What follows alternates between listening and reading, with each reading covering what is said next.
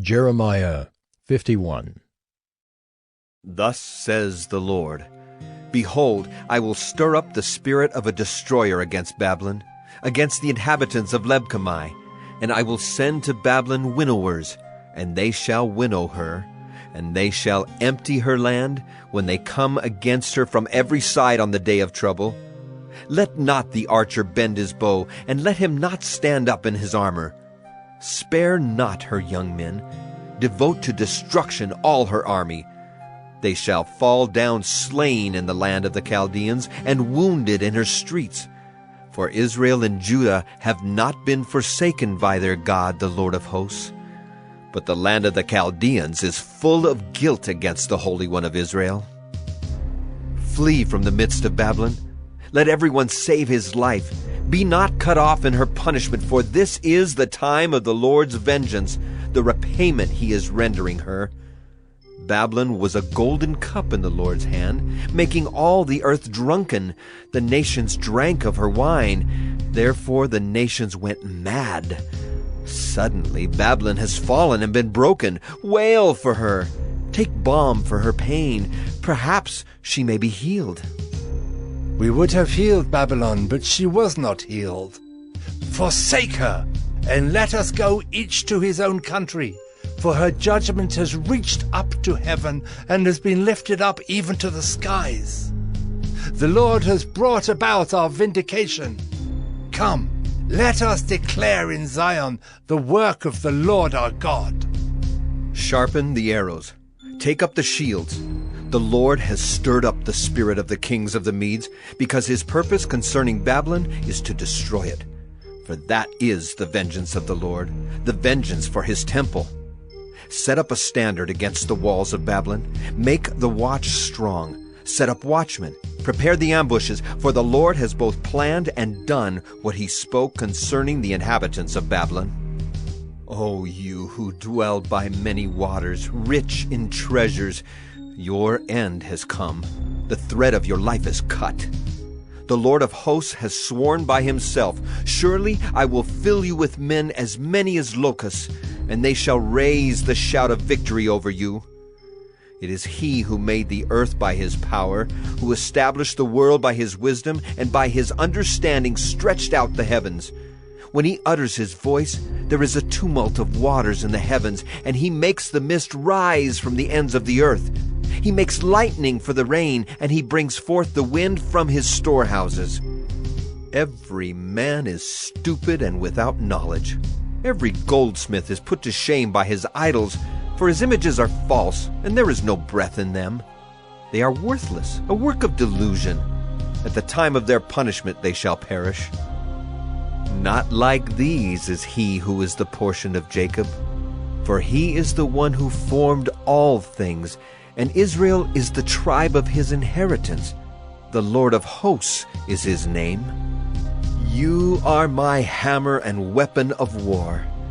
With you I break nations in pieces. With you I destroy kingdoms. With you I break in pieces the horse and his rider. With you I break in pieces the chariot and the charioteer. With you I break in pieces man and woman. With you I break in pieces the old man and the youth. With you I break in pieces the young man and the young woman. With you I break in pieces the shepherd and his flock. With you I break in pieces the farmer and his team. With you I break in pieces governors and commanders. I will repay Babylon and all the inhabitants of Chaldea before your very eyes for all the evil that they have done in Zion, declares the Lord. Behold, I am against you, O destroying mountain, declares the Lord, which destroys the whole earth. I will stretch out my hand against you, and roll you down from the crags, and make you a burnt mountain. No stone shall be taken from you for a corner, and no stone for a foundation, but you shall be a perpetual waste, declares the Lord. Set up a standard on the earth. Blow the trumpet among the nations. Prepare the nations for war against her.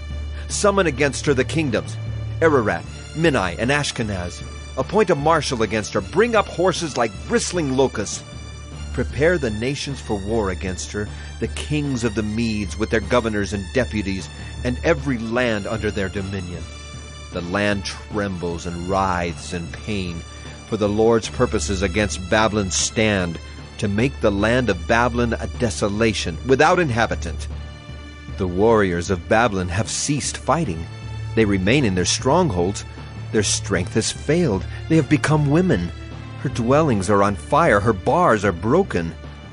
One runner runs to meet another, and one messenger to meet another, to tell the king of Babylon that his city is taken on every side. The fords have been seized. The marshes are burned with fire, and the soldiers are in panic.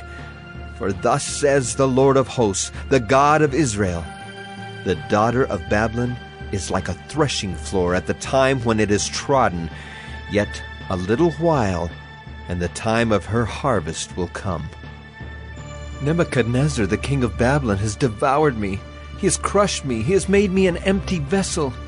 He has swallowed me like a monster. He has filled his stomach with my delicacies. He has rinsed me out. The violence done to me and to my kinsmen be upon Babylon, let the inhabitant of Zion say.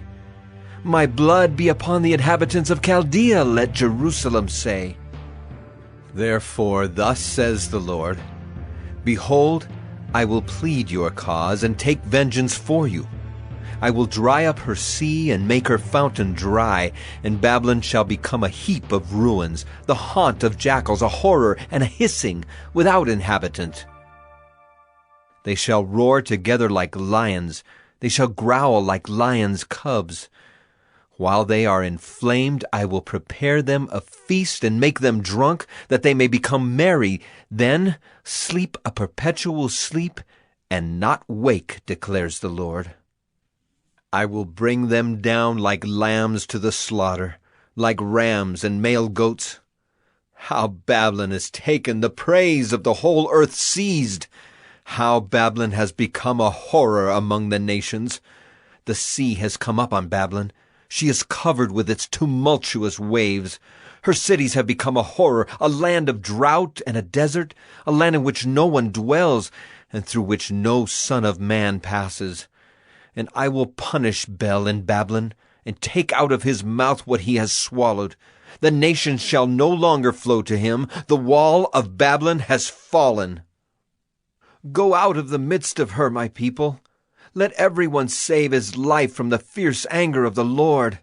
Let not your heart faint, and be not fearful at the report heard in the land, when a report comes in 1 year, and afterward a report in another year, and violence is in the land, and ruler is against ruler. Therefore, behold, the days are coming when I will punish the images of Babylon.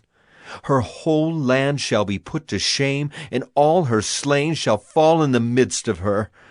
Then the heavens and the earth and all that is in them shall sing for joy over Babylon, for the destroyer shall come against them out of the north, declares the Lord.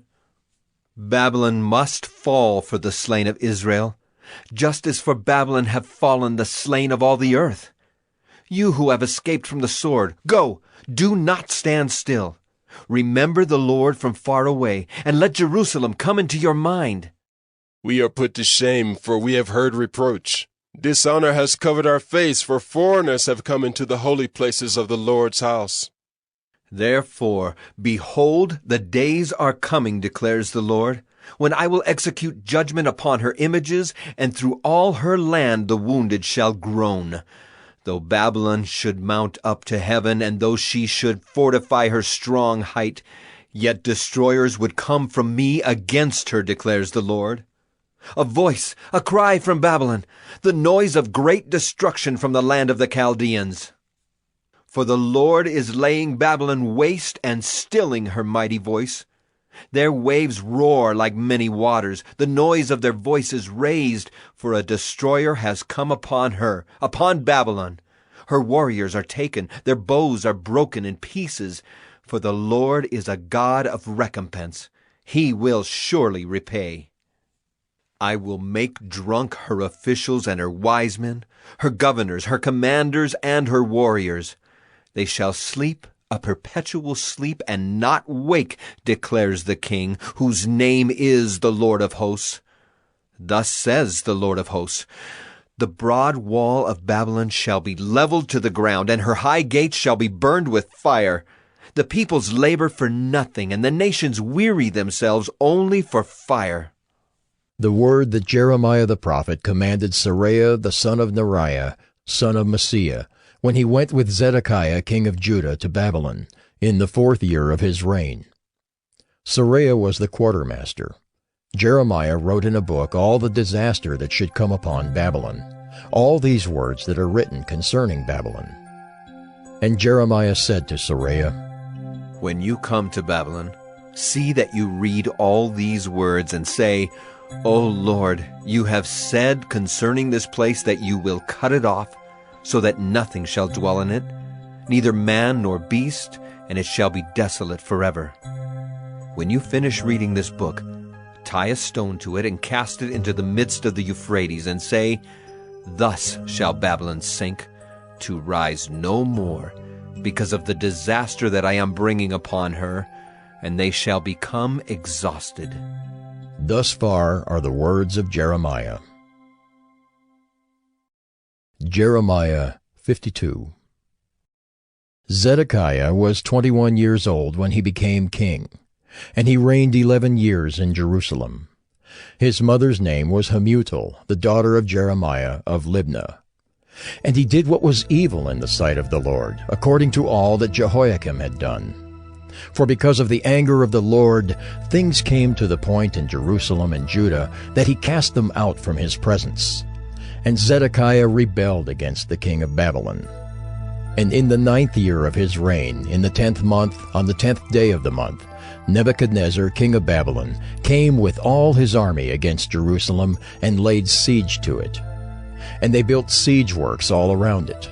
So the city was besieged till the 11th year of King Zedekiah. On the 9th day of the 4th month, the famine was so severe in the city that there was no food for the people of the land. Then a breach was made in the city, and all the men of war fled and went out from the city by night by the way of a gate between the two walls, by the king's garden, while the Chaldeans were around the city. And they went in the direction of the Arabah. But the army of the Chaldeans pursued the king and overtook Zedekiah in the plains of Jericho, and all his army was scattered from him. Then they captured the king and brought him up to the king of Babylon at Riblah in the land of Hamath, and he passed sentence on him. The king of Babylon slaughtered the sons of Zedekiah before his eyes, and also slaughtered all the officials of Judah at Riblah. He put out the eyes of Zedekiah and bound him in chains, and the king of Babylon took him to Babylon and put him in prison till the day of his death.